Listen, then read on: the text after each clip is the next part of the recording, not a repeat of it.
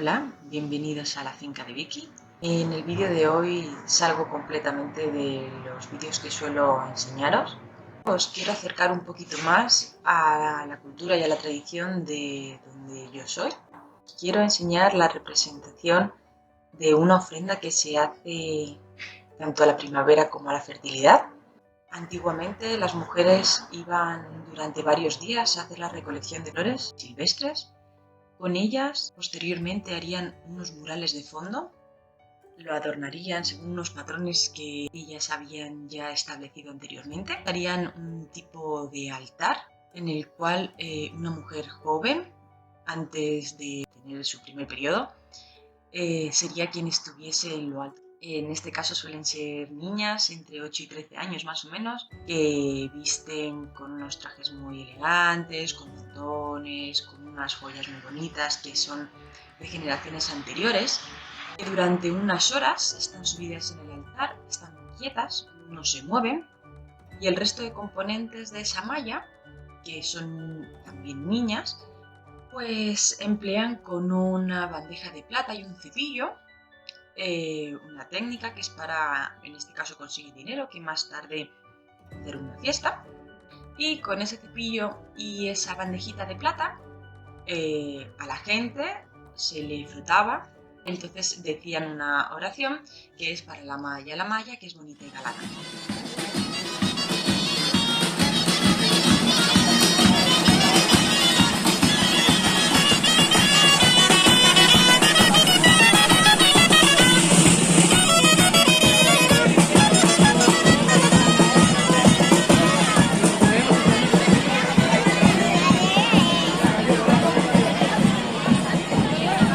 Esta tradición pretendía era solicitar a los dioses, porque en principio era una fiesta pagana. Se quería pedir fertilidad para las mujeres. Además, se quería conseguir que fuera un año próspero en el campo, por eso se le hacía la ofrenda de flores. En principio es una tradición muy bonita, es verdad que solo hay 5 mallas y cada una porta sus mejores mantones.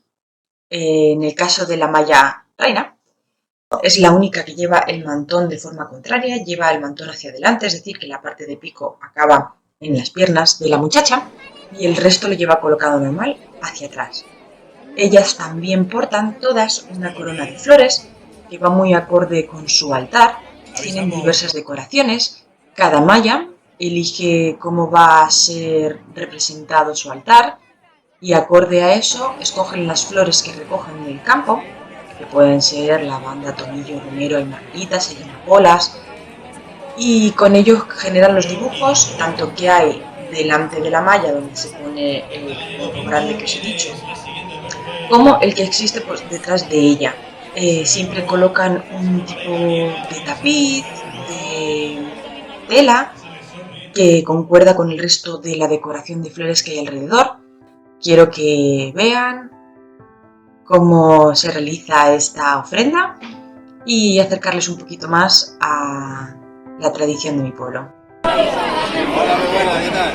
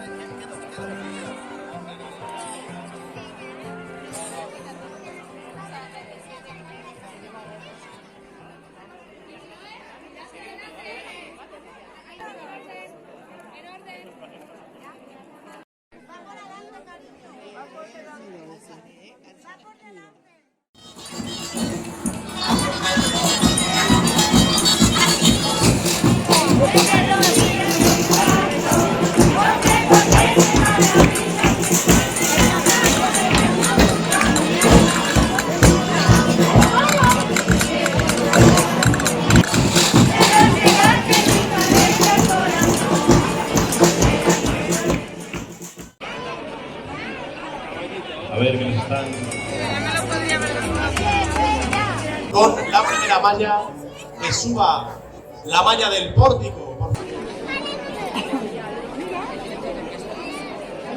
A recoger el trofeo Berta León Túregano. Un aplauso para ella.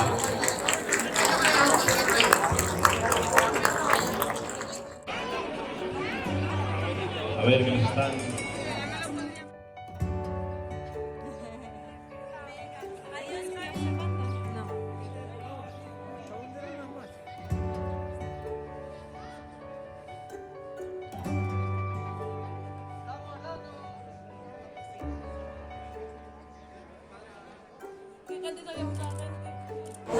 Espero que os guste y nos vemos en el próximo vídeo.